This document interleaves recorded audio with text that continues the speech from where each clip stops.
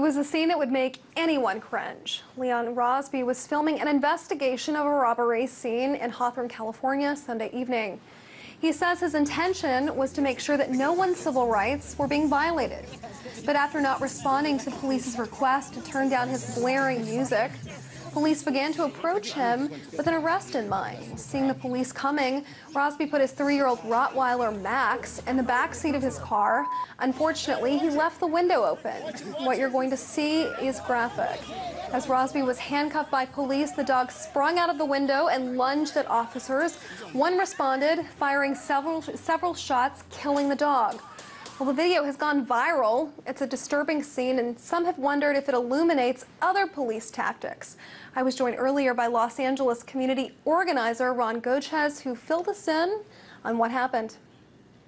We have one of many incidents where we believe that the police department here in Southern California really overreacted to a situation where, a resident of that community in Hawthorne, California, was legally observing the police. He had his cell phone out. He was recording the police, making sure that they didn't do anything wrong.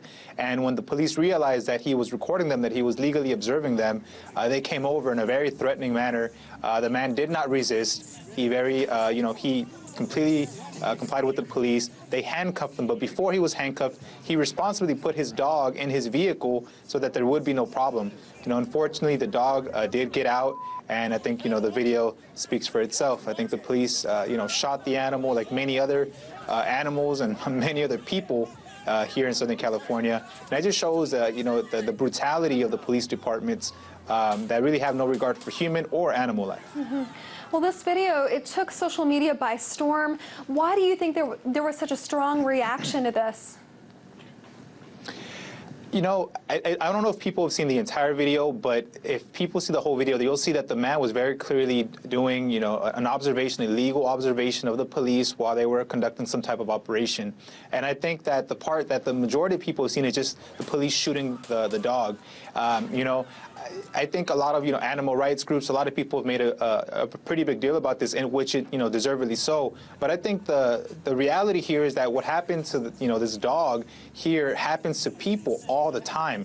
And I think that a lot of the people, have almost become desensitized to the fact that people get killed by the police almost on a daily basis. So when it happens to an animal and it was caught on video, I think a lot of people, it just, it hit a nerve.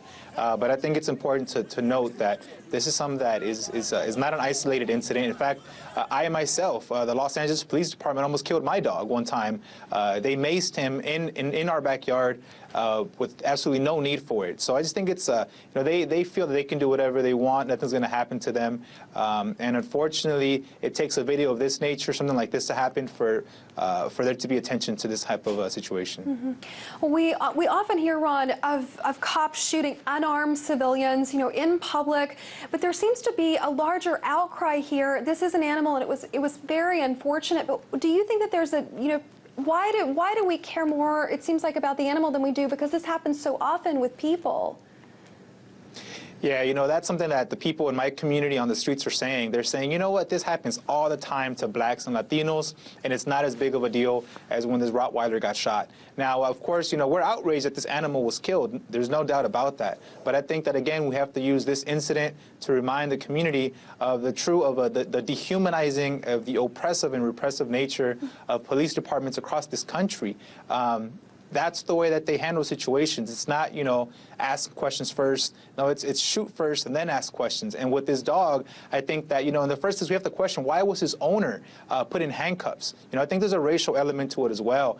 If the owner of this dog would have been white, I don't know if he would have gotten the same treatment. I don't think so. So I think this raises a lot of questions on race, on police brutality, on animal rights. But in general, I think that we have to see the conduct of the police department. I think, by and large, police departments need to have more training, a sensitivity training, not just for animals, but for human beings. And I think that if that were to happen, these types of situations would have been handled in a much different way. The police officers simply could have asked the man in the video, hey, what's going on? What are you doing? It could have been a totally peaceful situation, but it resulted in the death of this obviously innocent animal. Ron, okay, so that brings me to my next question. You've lived in Los Angeles for a while, and you've dabbled in politics there. How has the community responded to police tactics in your area?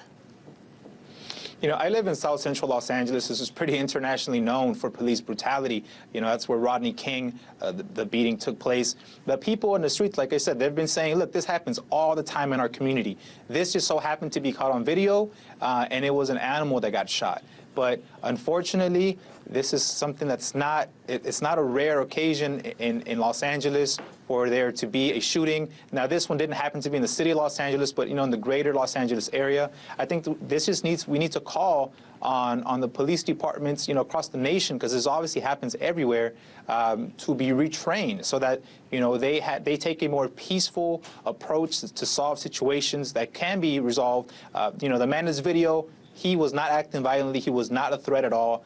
But here in Los Angeles, we always feel that, you know, whether it be racial profiling, things always lead to police brutality, and it's very unfortunate. And I think the only way things will stop is when there's actual consequences for the police department. And that's what people are saying on the streets. They're saying this cop will probably get in more trouble for gunning down a dog than the officers who kill people in broad daylight who are unarmed. This happens all the time. There's no justice. That's why these officers conduct themselves in this way. Okay, Ron, we have to leave it there. Really appreciate you weighing in. That was community organizer Ron Gochez. Thank you.